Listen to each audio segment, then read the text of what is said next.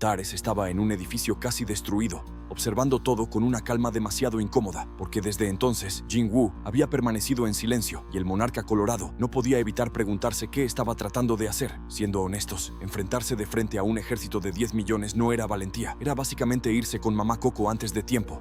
Y aunque la otra opción habría sido escapar al fondo del abismo, justo cuando esa posibilidad cruzaba por la mente de Antares, un misil le impactó directamente en la cara. En cuestión de segundos, más misiles se dirigieron hacia él y cubrieron toda la zona con una explosión gigantesca, mientras desde el aire, uno de los pilotos de los F-16 confirmaba que habían dado en el blanco, aunque no podían verlo con claridad, pero aún así, estaba convencido de que esa vez había funcionado. Pero entonces, de entre el humo, una llama enorme comenzó a levantarse, y el piloto apenas alcanzó a decir unas palabras antes de que un ojo gigante apareciera frente a ellos, seguido por una silueta monstruosa que se alzó delante de todos los aviones como si la destrucción acabara de despertar. Antares solo dijo que era muy aburrido, y en ese mismo instante acabó con todos los soldados. Lejos de ahí, Jin-Woo seguía sentado en su trono completamente pensativo, y cuando levantó la mirada, se podía leer la frase «Mi rey» justo encima de él. Pero entonces, Sung recordó a la niñera Beru y simplemente le dio las gracias, como si hubiera estado esperando ese momento. Beru apareció frente a él y lo llamó mi señor, pero Jin-Woo solo respondió que lo sabía, mientras Belion aparecía a su lado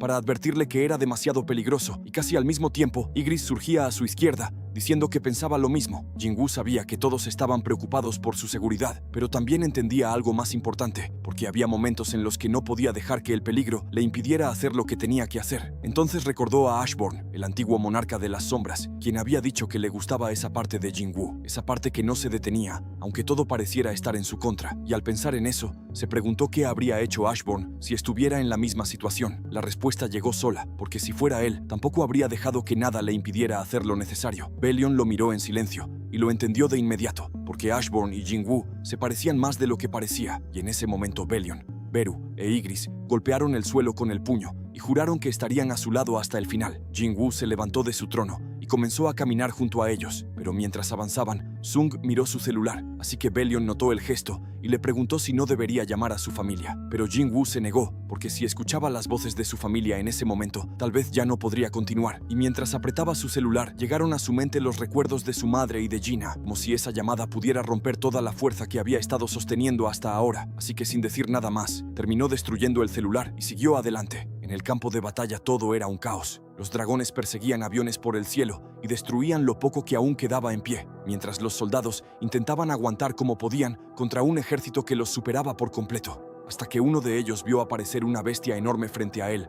lista para devorarlo. El soldado alcanzó a esquivarla por muy poco y empezó a defenderse con todo lo que tenía, pero nada parecía hacerle efecto. Cuando entendió que ya no podía hacer más, cerró los ojos aceptando su final, pero al volver a abrirlos, la bestia estaba hecha pedacitos. Entonces algo apareció frente a él. Era Jesús, Jin-Woo. Sung le ordenó de inmediato que se fuera, y mientras otras bestias comenzaban a acercarse hacia él, Jin-Woo ni siquiera se inmutó. En ese momento levantó la mano con su daga y usó la mano del gobernante para cortar a cada una de esas criaturas con un solo movimiento, dejándolas como mis sentimientos por ella, totalmente destruidos. Ese era apenas el primer paso hacia la guerra, y mientras observaba a las bestias que tenía enfrente, Jin-Woo decidió que empezaría con esas de ahí. Entonces soltó la palabra que cambia todo. Arise.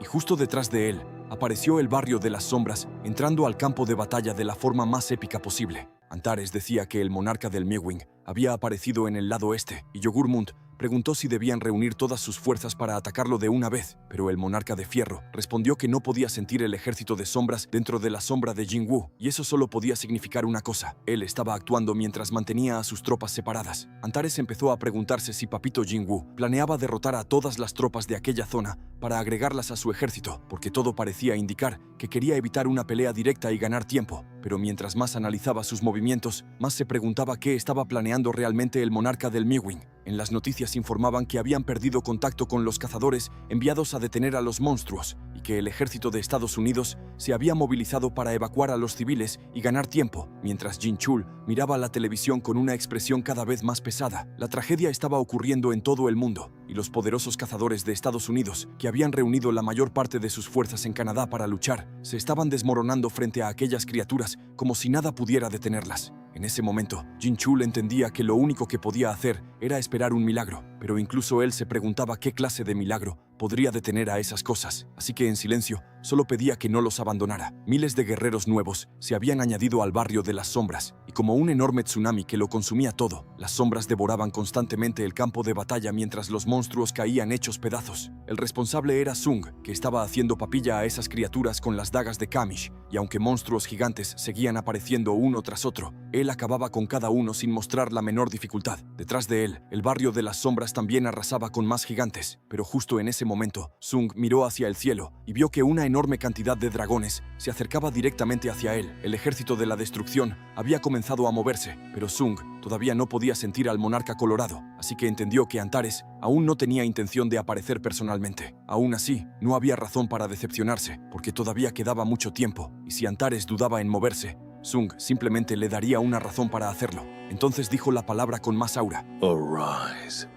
Los gigantes que acababa de derrotar se levantaron en modo sombra y comenzaron a atacar a los dragones, pero uno de ellos lanzó un ataque brutal y destruyó a uno de los gigantes, reclamando cómo se atrevían esas marionetas de maná a intentar detener al monarca colorado. El dragón anunció que él mismo se desharía de todos ellos, pero Jing-Wu ya se encontraba a su altura montado en Chimuelo, y después de escuchar tantas palabras, solo se burló diciendo que hablaba demasiado. Entonces Jing-Wu se lanzó sobre él, presumiéndonos su abdomen de lavadero, como si el apocalipsis también tuviera rutina de gimnasio, y con un solo corte terminó con el dragón charlatán. Antares entendió que el monarca del Mewing se hacía más fuerte con cada minuto que pasaba, así que le ordenó a Yogurmund que permaneciera ahí y preparara un ataque sorpresa contra el barrio de las sombras. Antes de enviarlo, solo le dejó una advertencia, que no fuera a perder. Los soldados atacaban a las bestias con todo lo que tenían, y uno de ellos ordenaba que no guardaran nada, porque si lograban darle en alguna extremidad, al menos podrían obstaculizar su movimiento. Su única tarea era resistir hasta que llegaran los cazadores, pero la diferencia de fuerza era demasiado grande, y algunos soldados empezaron a caer, unos aplastados y otros devorados por aquellas criaturas. Un gigante estaba a punto de aplastar a 2 soldados cuando de pronto un puño se estrelló contra el rostro del monstruo pelón y lo mandó a volar, revelando al Goliath americano que decía que ya había luchado contra esos bastardos en las mazmorras. Thomas endureció su cuerpo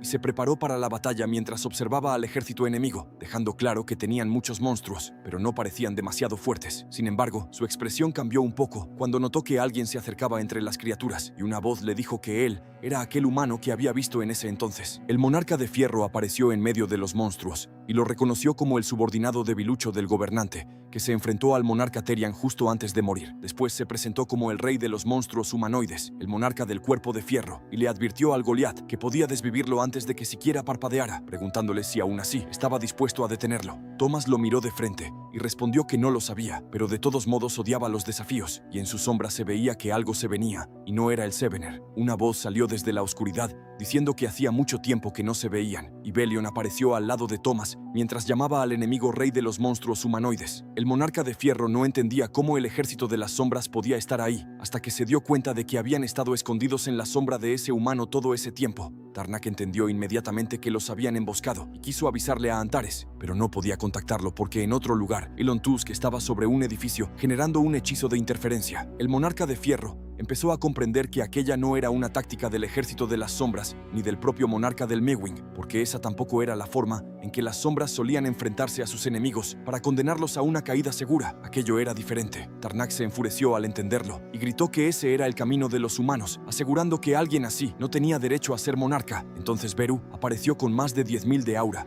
y le exigió que retirara lo que acababa de decir, porque el precio por difamar a su señor era alto. El monarca de fierro se enfureció aún más al ver que un simple soldado se atrevía a interponerse en el camino de un monarca y comenzó a transformarse en su segunda fase frente a Beru. En otro lugar, Papito Jing-Wu avanzaba mientras Antares lo observaba desde las alturas y nos mostraban a Sung caminando con toda la vibra de un yoyos directo hacia el monarca colorado. Jing-Wu por fin se encontraba de frente con Antares, pero el monarca colorado solo pensaba en que no podía ponerse en contacto con el monarca del cuerpo de fierro, así que empezó a preguntarse si lo había traicionado o si todo eso era parte del pequeño truco del monarca del Mewing. Sin pensarlo demasiado, Antares se preparó para atacar a Jing-Wu, convencido que tenía que desvivirlo a toda costa, y escupió una llamarada por la boca. Sung solo miró sorprendido aquel ataque que venía directo hacia él, mientras el fuego arrasaba con todo a su paso y dejaba el suelo convertido en lava. Pero entonces el monarca colorado se dio cuenta de que Jing-Wu estaba en el cielo, montado sobre Chimuelo, y en ese momento Jing-Wu solo dijo: Arise. El barrio de las sombras se lanzó contra Antares, pero él apenas levantó la mano, y justo en ese instante, la historia cambió de panel, mostrando a Liu Shigang partiendo gigantes como si se creyera personaje de Shingeki no Kyojin. Liu decía que los gigantes eran fáciles de derrotar, siempre y cuando no se tratara de una guerra naval, pero al mirar el horizonte se dio cuenta de que el maná estaba arrasando el continente. Probablemente había decenas de miles de cazadores enfrentándose a un sinfín de monstruos por todas partes, y su cuerpo podía sentir esas ondas de maná, incluso desde esa distancia. Al fondo aparecieron dos auras enormes, y Liu se preguntó si la batalla también había comenzado por ese lado. De regreso con Antares, el monarca colorado concentró un ataque en su mano, y con un movimiento rápido, lanzó una llamarada que destruyó a todas las sombras de Jinwoo, junto con los edificios que se encontraban alrededor. Después le preguntó si esos soldados inútiles eran todo lo que tenía, porque al parecer había mandado su fuerza principal contra el monarca del cuerpo de fierro, mientras intentaba enfrentarlo a él con simples tropas. Pero Papito Jinwoo aplicó la de patitas pa' qué las quiero, porque ya había abierto un portal a lo lejos y se dirigía volando hacia él. Antares pensó que Jinwoo estaba tratando de escapar, pero no pensaba dejarlo ir pasara lo que pasara, así que lo siguió a toda velocidad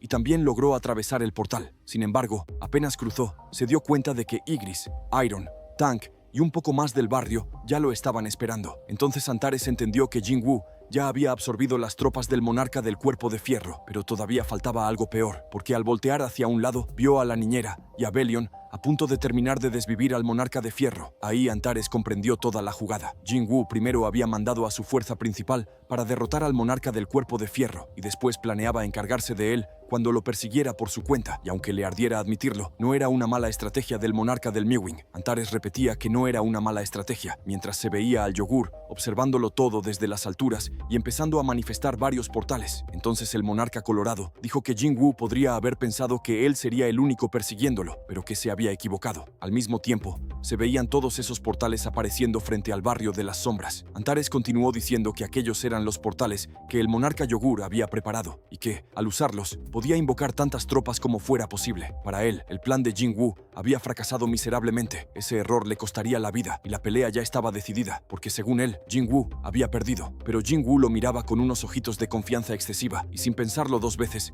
canceló sus invocaciones. El colorado no entendió por qué había hecho eso. Pensó que quizá Jinwoo ya se había rendido, y después de ver esa abrumadora diferencia entre ambos, no le parecía extraño que lo hiciera. Mientras en el cielo se veían todos los dragones de Antares, y Jinwoo solo los observaba con calma. Entonces Sung cerró los ojos, y cuando volvió a abrirlos, su mirada ya era diferente. Antares se dio cuenta demasiado tarde. No podía creerlo. Era la habilidad más poderosa de la runa de Kamish, un rugido del alma que incapacitaba a todos y los llevaba a la desesperación, sin importar si eran aliados o enemigos. Era la habilidad del miedo del dragón, y se notaba que la cosa iba en serio, porque Jinwoo ya no traía camisa. Mientras tanto, la habilidad alcanzaba a todos los dragones y se veía cómo quedaban petrificados, e incluso el yogur se quedó quieto. Antares entendía que los dragones no pudieran moverse, pero no podía creer que Jinwoo también hubiera logrado dejar al yogur incapaz de moverse, y en ese momento, Jinwoo apareció a un lado de Antares, lo tomó de la mano y le dijo que debía seguirlo. El colorado entendió que Jinwoo había estado esperando ese momento desde que todo comenzó, y poco a poco, una sombra cubrió a ambos, teletransportándolos hacia la isla de Jinwoo. Antares preguntó dónde estaban. Jinwoo respondió que estaban en un lugar ubicado al lado opuesto del mundo de donde se encontraba su ejército. Entonces Antares dijo que ahí había un gran número de soldados, y que eso era una gran ventaja para él, pero también consumiría su poder mágico mucho más rápido. El monarca colorado reconoció que el plan de Jinwoo para llevarlo hasta allí era una estrategia asombrosa. Luego preguntó si aquel era su castillo. Jinwoo, un poco avergonzado, confirmó que sí.